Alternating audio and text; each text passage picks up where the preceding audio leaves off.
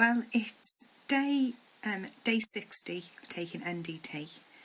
I am on 2¼ grains. So if you know about following Stop the Thyroid Madness protocol, you'll know that's not strictly how I'm supposed to be increasing. But you'll also, if you've seen any of the videos I've made, I did make the decision to go up by quarters rather than ½ grain, which I was hoping would the slower increase may possibly stop any ill effects. You know, some people have risen by ½ grain and they've been fantastic. Some people have risen by the ½ grain and it seems to have been too fast for whatever reason. And so I thought I'd give quarter rises a go, and so far I don't think it's too bad, really. Touch wood. I take the first whole grain at 7 o'clock ish in the morning. 11 o'clock I take 1¼ and 3 o'clock I take the other half. I've been doing that for, I think it's been the past week, I think, or just the last 6 days.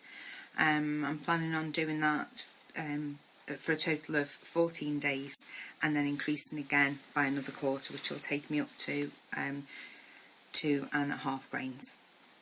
And I guess we'll see. How have I been feeling? I have been feeling, well, I didn't feel like I was feeling that great, but I took a look back on a few of the videos I did earlier on, which I'm, you know, this is the reason I did the videos. As I said, it was for myself.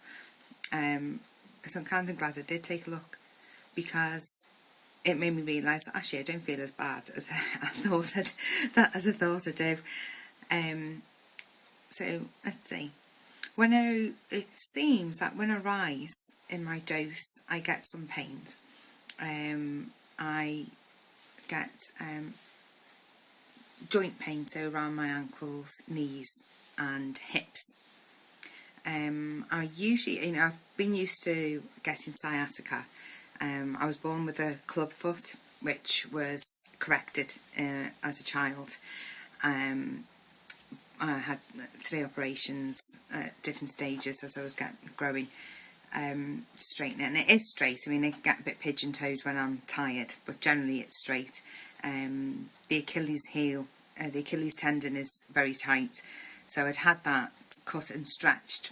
But apparently, at a recent doctor's appointment, specialist appointment, he was saying back in the 70s and early 80s when I had the operations done, they didn't do it like they do it now, and they did it too many times. So what happened is the scar tissue has thickened, and it's limited the stretch in the tendon, and he wouldn't advise operating on it again. So my foot is, you know, it's okay, it's a foot, and you know, it's flexible to a point, but it's not as flexible as the other one. So anyway, I was thinking, why have I gotten to my foot? So what happened is, over the years, it's given me a slight curvature of the spine, and I also get sciatica. But this is the point I was going to make, that the pain, the joint pain, is different than the sciatica pain that I'll get in my hip, knee, legs, and foot. It's different. It's a definite ache, and it's uncomfortable. But it's doable, it's fine. I can put up with that and feel, if it means, you know, that's the price that I pay for feeling more awake. So I can deal with that. I mean, I've always had pain, so, you know, that's okay, that's doable. To a point. I guess, you know, if it becomes almost crippling and debilitating, then obviously then, you know, everything I'd have to rethink what I'm going to do. But that only seems to be, I think, around about the raises. Like, I raised about 6 days ago, and I'm a bit achy now. oh gosh, when I'm talking about pain, note to self, don't take 3 of the Stilgar, or whatever it's called, gentle iron tablets. Not so gentle, it turns out, in more ways than one. It's mad because people have gone on to those because after they've had the ferrous fumarate or the ferrous sulfate, which I had both, they found that was really harsh on their tummy. So people were taking and recommended the, I'm just going to call it Solgar because I can't, it's Solgar. So they went on to that because they found it gentler. I was taking 3, as you know, because I couldn't get my head round how only 2 of the 25 milligram tablets could possibly bring my really low ferritin up. That was a big mistake, but as they say, we learn from our mistakes, so I won't be taking 3 again. It gave me, I think the worst bit about it was the pain in my abdomen and lower back. It was like, well, I suppose only ladies are going to know this, it was like a really bad period pain, a quite bad period pain, so it was really crampy and painful, and right across my lower back was really uncomfortable and painful, and it only came on about 2 or 3 hours after taking the iron tablet. It took me a few days to make the connection. The next day I didn't take it and it was right as rain, so left it about 4 days, didn't take any iron supplements, and just carried on taking 2 instead, and so far, you know, that's been okay. I really need to get a grip with my supplements. I don't know what's happening. I was fine, got into my groove with them, knew when I was taking them.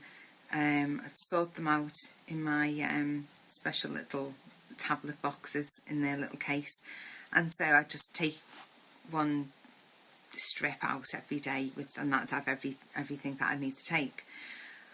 But it's I'm just not remembering to take them all. It's mainly the magnesium, or my evening dose of supplements, so I really need to get better at taking those. Oh, what else? Mood wise, I'm not too bad. I'm still having days where I'm feeling weepy for absolutely no reason, and I've always been a bit of an emotional person. Bit of emotional person, and I think I always will be, regardless of condition or tablets I'm taking. But it is getting a bit silly. It's, I'm reading people's posts and I'm having to turn the computer off because I can't handle it. When they're saying how they're feeling, or even people putting up photographs or little videos of babies, or gosh, it's just ridiculous. So yeah, I'm still quite emotional. Thankfully, it's not all the time, every day. I feel generally quite happy. As you might notice, I am actually wearing some makeup for a change. I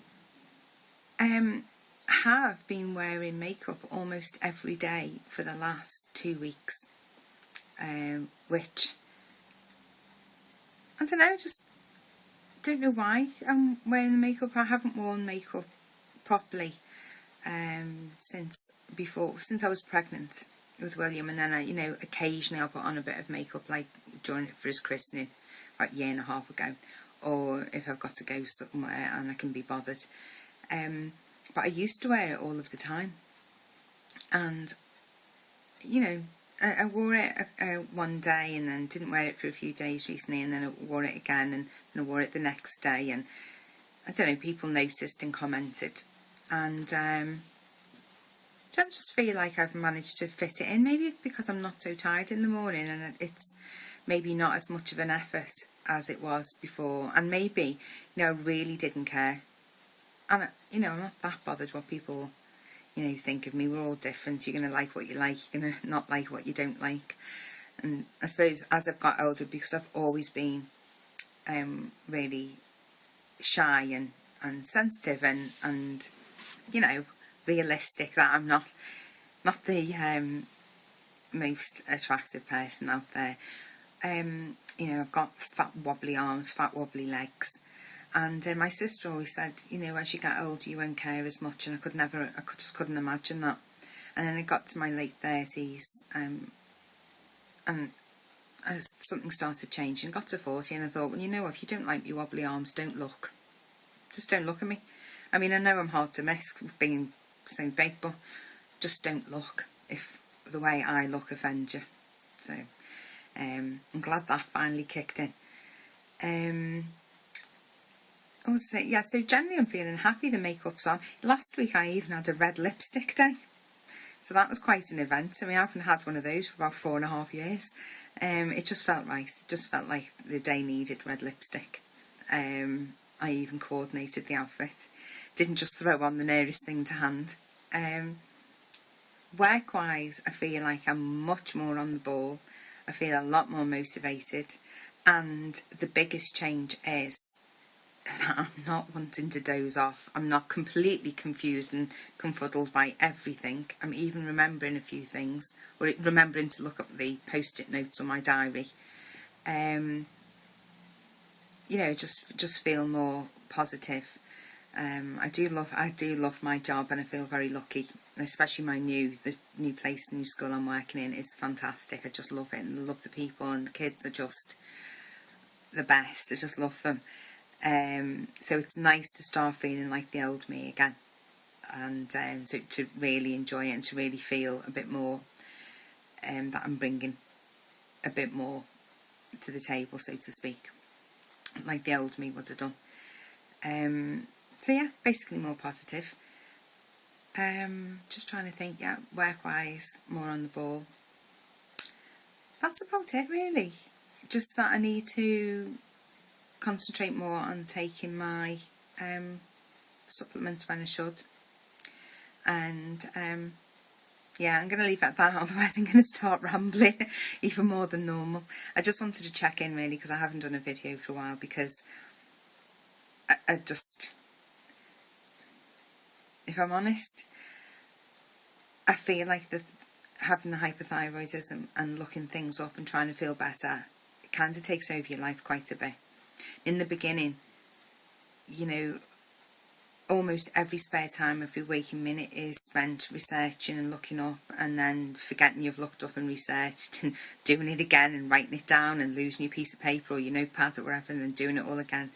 And you know, that's all you seem to do. And I started feeling a bit resentful, I suppose, as I started feeling a little bit better than I used to do.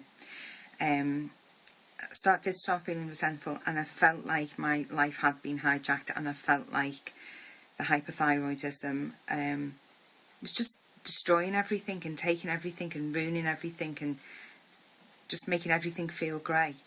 And I decided I wanted to do something for me, to make me feel happy, to something that brings me sunshine. And so I started crocheting again, and that takes, because I'm quite slow, because I'm only just started learning really. I learned just before the baby was born, because I wanted to be the person who made his first blanket. So a lady I worked with, her and some YouTube videos, taught me how to crochet. And since then I didn't do anything at all. And then last Christmas I'm such a geek, I'm so sorry, crocheted some Christmas snowflakes, and used those, made them to use as tags for people's Christmas presents, which they all liked. And so I'm going to make a few more of those this year. Oh, I also made Christmas trees as well, little flat tags, crocheted those, and they were okay actually, if I do say so myself. So yeah, I haven't done much. And then my niece, my youngest niece, got into university, and which is amazing, and I wanted to do something special for her, so I decided I'd crochet a blanket. What I was thinking, I don't know, I should be leaving by the time I finish. So that's taken every minute of the day, because it's just quite fiddly, especially for a beginner, and I'm doing it with granny squares, which actually aren't too hard to do. But then what I've decided to do, the blanket, what I decided to do was I thought it'd be nice to have it as a family blanket. So I asked all the family members if they could send me one ball of wool of a colour that represents them, and I'm using all of those colours to make the blanket with. And she lost her mum when she was 11, my sister-in-law, and I asked my brother if I could have anything of my sister-in-law's that was woolly that I could take apart. So he's given me a couple of cardigans and tops. So what I'm going to use is, when I've finished making all of the squares, I'm going to bind the blanket together with the wool from my mum's cardigans, which I thought was quite fitting. And I've also, in amongst just the regular granny squares, I taught myself how to do a shamrock to represent my dad, her granddad, who we lost the year after her mum died. And then each member of the family, I've crocheted a heart in the centre of the granny square, and that's it really. And I'm going to put pockets on the inside, and I thought it'd be nice if everybody wrote her a letter and sealed it in an envelope, and then I could put those in a secret pocket on the inside, so when she's feeling a bit down or fed up, she can open a letter to hopefully cheer her up. So anyway, geeky bit over. So it was just really explaining why I haven't been making the videos, because I just wanted something to focus on that wasn't the thyroid, because it's bad enough feeling a bit rubbish during the day, without it being the sole thing that I do in the evening as well. So I decided to crochet. As I get a bit further on with the blanket, I'll show you. Not that I don't know if you're probably not interested, but I'll warn you on the title for the video so you can avoid it. Okay, that's it for now. Take care. Bye.